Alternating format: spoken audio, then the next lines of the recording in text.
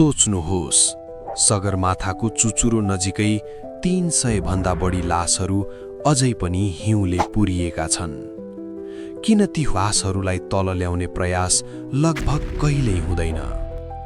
के सगरमाथा साँच्चै मृत्युको पहाड हो? सगरमाथा विश्वको सबैभन्दा अग्लो शिखर, तर यसको चुचुरो नजिकै बरफमुनि सयौं मानिसहरू सधैँका लागि सुतेका छन्।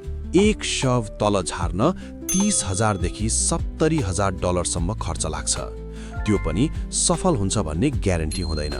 8,000 मिटर भन्दा माथि डेथ जोन सुरु हुन्छ। त्यहाँको हावा अत्यन्तै पातला हुन्छ।